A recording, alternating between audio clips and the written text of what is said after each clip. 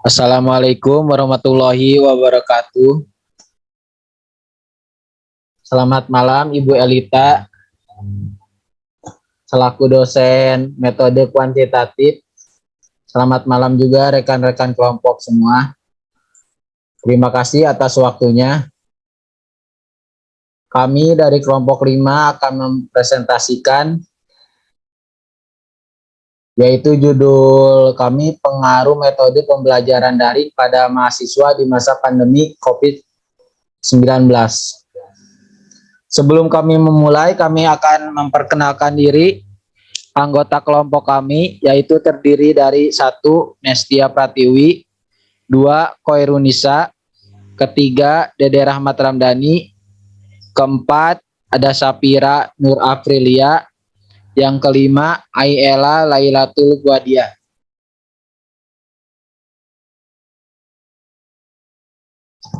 Selanjutnya saya akan menjelaskan latar belakang pada penelitian kami, yaitu pada 31 Desember 2019, rumah sakit melaporkan sekelompok kasus dengan pneumonia yang tidak diketahui penyebab di Wuhan, Hubei, Cina. Hal tersebut menyebabkan Cina menjadi pusat perhatian besar secara nasional dan seluruh dunia. Pada 30 Januari 2020, Organisasi Kesehatan Dunia (WHO) menyatakan COVID-19 seperti yang akan diketahui secara resmi per 11 Februari menjadi emergensi kesehatan masyarakat dari kepedulian internasional dan dinyatakan sebagai epidemik di Jiang 2020. Yang selanjutnya ada rumusan masalah. Berdasarkan latar belakang pemikiran di atas, maka disusunlah rumusan masalah yang diangkat penulis, yaitu apakah terdapat pengaruh metode pembelajaran daring pada mahasiswa di masa pandemi COVID-19, dan ada tujuan penelitian. Adapun tujuan umum dari penelitian ini adalah untuk mengetahui apakah terdapat pengaruh metode pembelajaran daring pada mahasiswa di masa pandemi COVID-19 ini.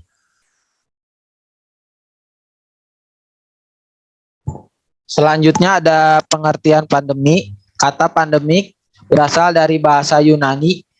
Pan berarti semua dan demos yang berarti orang-orang. Dan kata ini biasanya digunakan untuk merujuk pada epidemi luas. Penyakit menular di seluruh negara atau satu atau lebih benua pada saat yang sama. Pandemi yang diterima secara internasional seperti yang muncul di dalam kamus epidemiologi ialah lugas dan terkenal. Epidemi yang terjadi seluruh dunia atau wilayah yang amat luas melintasi dunia internasional dan biasanya mempengaruhi banyak orang. Selanjutnya saya akan menjelaskan tentang dampak pandemi, yaitu poin A, efek kesehatan. Efek kesehatan yang di masa penyakit pandemi dapat menginfeksi jutaan orang, sehingga menyebabkan penyakit serius yang menyebar luas dan populasi besar dan menyebabkan ribuan kematian. Poin B, dampak terhadap perekonomian. Pandemik memiliki efek langsung dan akan terjadi dalam jangka waktu panjang sehingga dapat merusak kehidupan ekonomi suatu negara selama bertahun-tahun ke depan. Selanjutnya, C, dampak sosial. Dampak sosial pandemi sangatlah parah, yang dimana suatu hal dilakukan dengan terbatas, misalnya pada travel, sekolah, dan perguruan tinggi ditutup, pasar ditutup, serta tempat olahraga juga pula ditutup. Hal ini dilakukan karena pandemi berpotensi terhadap terjadinya morbiditas yang tinggi serta kematian. Yang terakhir, poin D, dampak terhadap keamanan. pandemi bukan lagi sekedar domain kesehatan, masyarakat, dan kedokteran klinis, tetapi merupakan masalah sosial, masalah pembangunan, dan masalah keamanan global.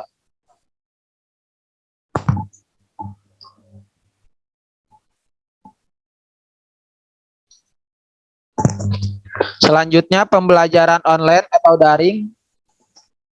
Yang pertama, saya akan jelaskan pengertiannya. Pembelajaran online didefinisikan sebagai pengalaman transfer ilmu pengetahuan dengan menggunakan media seperti gambar yang bergerak, atau video, suara atau audio, gambar atau foto, komunikasi dengan teks atau tulisan, perangkat lunak, dan dengan dukungan jaringan internet. Yang kedua, media pembelajaran. Dalam pelaksanaan pembelajaran daring membutuhkan dukungan perangkat mobile seperti handphone, tablet, atau laptop yang dapat digunakan untuk mengakses internet guna untuk mendapatkan informasi dimanapun dan kapanpun. Selanjutnya, tentang kelebihan dan kekurangan metode pembelajaran daring akan dijelaskan oleh rekan kelompok saya, yaitu Aiela Lailatul Quadiah. Kepada Aiela, dipersilahkan. Baik, terima kasih. Selanjutnya yaitu kelebihan dari dampak daring. Kelebihannya yaitu mahasiswa akan merasa lebih nyaman untuk bertanya dan mengemukakan pendapatnya dalam forum setelah perkuliahan yang dilaksanakan secara daring selesai. Yang keempat yaitu kekurangannya. Sayangnya, pembelajaran online juga memiliki tantangan tersendiri. Salah satunya adalah ketersediaan layanan internet. Hal ini menyebabkan mahasiswa kadang terlambat mendapatkan informasi perkuliahan dan terlambat mengumpulkan tugas kuliah yang diberikan. Next, Bang. Selanjutnya yaitu tentang metode penelitian. Metode penelitian yang pertama yaitu metode penelitian. Jenis penelitian yang dilakukan adalah metode kuantitatif.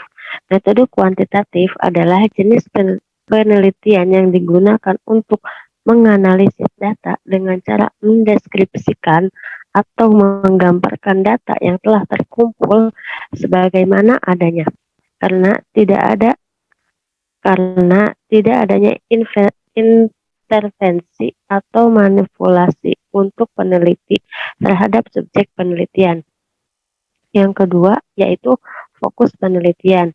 Fokus penelitian lebih diarahkan pada tingkat kebaruan informasi yang akan diperoleh dan situasi perekonomian dan sosial. Ini dimaksudkan untuk membatasi studi kuantitatif sekaligus membatasi penelitian guna memilih mana data yang relevan dan mana data yang tidak relevan. Next. Selanjutnya yaitu cara pengumpulan data menggunakan teknik. Peneliti menggunakan teknik. Yang pertama yaitu dengan menggunakan observasi. Penggunaan teknik ini yaitu untuk mengetahui pengaruh metode pembelajaran daring pada mahasiswa. Hasil pengamatan yang diperoleh dijadikan pelengkap data yang diperoleh dari angket atau kuesioner. Yang kedua yaitu dengan cara angket atau kuesioner. Teknik ini dilakukan dengan menggunakan penyebaran angket yang berisi pernyataan-pernyataan tertulis yang akan diberikan kepada responden terpilih untuk memberikan respon terhadap pernyataan yang diajukan mengenai pengaruh metode pembelajaran daring pada mahasiswa. Untuk menyaring terhadap data tersebut, maka disediakan 4 alternatif jawaban dengan masing-masing skor sebagai berikut. Yang pertama yaitu sangat setuju bisa disingkat dengan SS yang memiliki skor 4. Selanjutnya yaitu setuju disingkat dengan S yang memiliki skor 3. Selanjutnya yaitu tidak setuju yang disingkat dengan TS yang memiliki skor 2. Dan yang terakhir yaitu sangat tidak setuju yang disingkat dengan STS yang memiliki skor 1.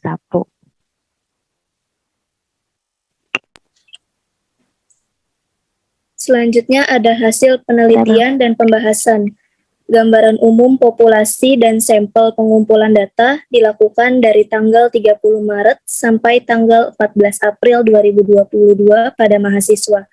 Jumlah responden sebagai sampel penelitian adalah 32 dengan menggunakan non-random sampling yaitu purposive sampling.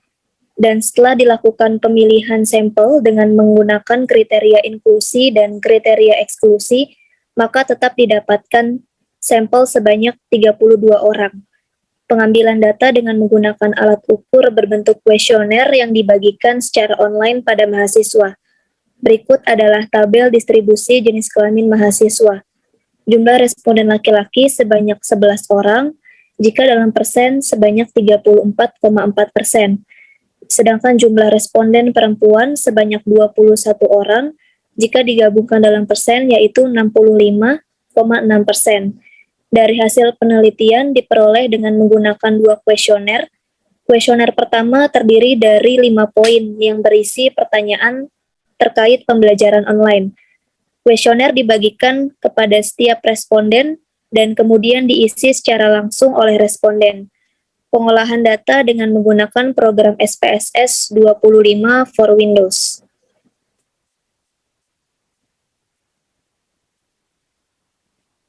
Selanjutnya ada analisis deskriptif. Berikut adalah tabel penilaian responden terhadap kendala pada pembelajaran daring dan penelitian responden terhadap kelebihan pada pembelajaran daring.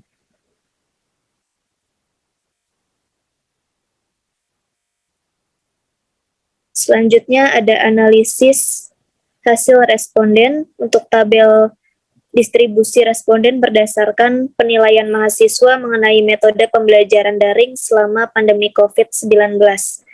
Jumlah responden menyatakan efektif sebanyak 11 orang dan tidak efektif sebanyak 21 orang.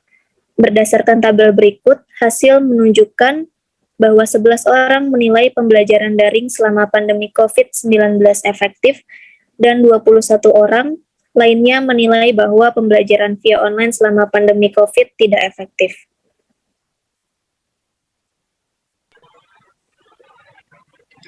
Selanjutnya di sini ada data hasil kuesioner responden, di mana keterangan sangat setuju adalah 4, setuju 3, tidak setuju 2, sangat tidak setuju 1.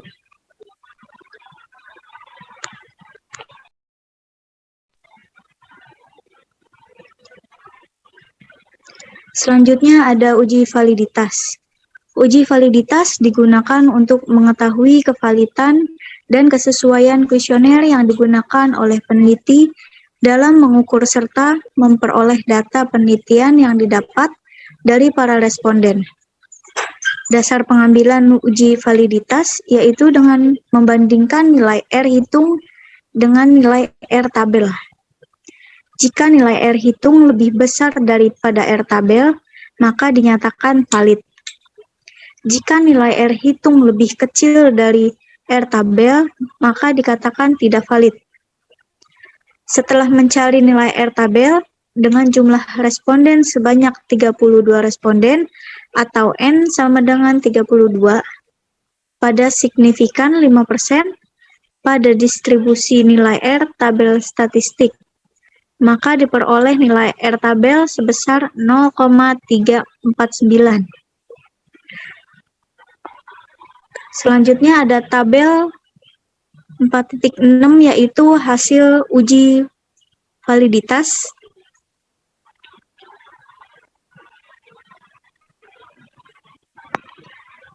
Yaitu berdasarkan hasil pengolahan data pada tabel di atas, item pernyataan pada setiap variabel semuanya valid. Sebab nilai R hitung lebih besar dari nilai R tabel, atau R hitung lebih besar dari R tabel.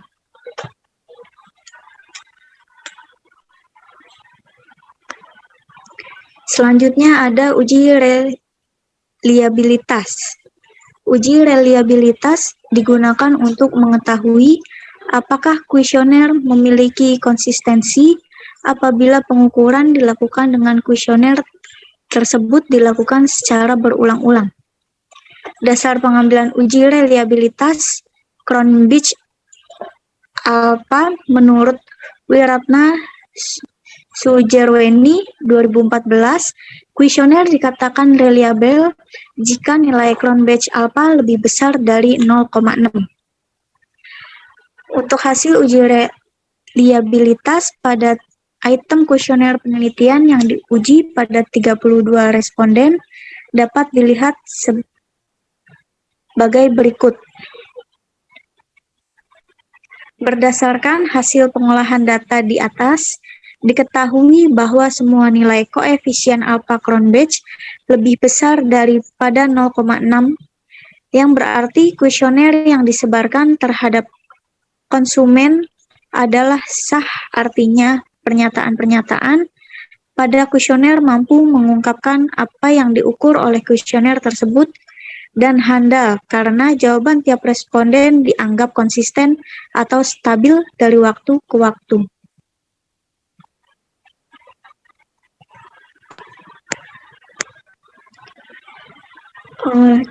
Terakhir, kesimpulan. Berdasarkan penelitian dengan judul pengaruh metode pembelajaran daring pada mahasiswa di masa pandemi COVID-19 menunjukkan hasil bahwa metode pembelajaran daring tidak efektif dengan nilai 79%. Faktor yang dapat mempengaruhi pembelajaran daring salah satunya adalah terhambatnya jaringan internet, sehingga mahasiswa telat mendapatkan informasi dari dosen.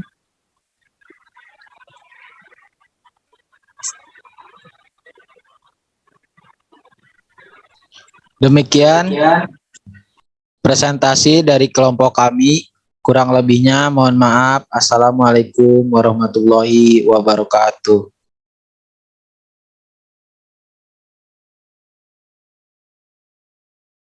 Cara melakukan uji validitas dan reliabilitas menggunakan SPSS.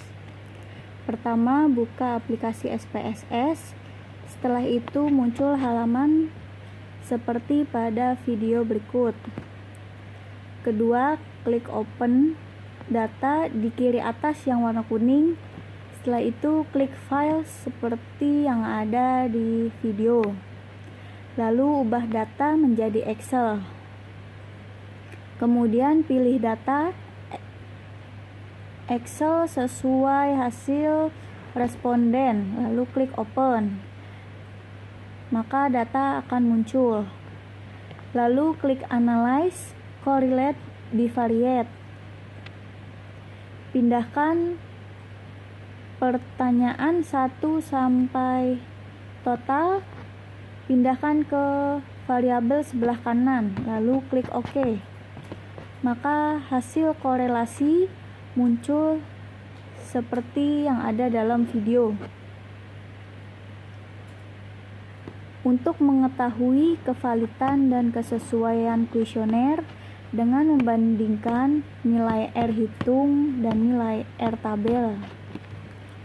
Jika nilai R hitung lebih besar dari nilai R tabel, maka dikatakan valid.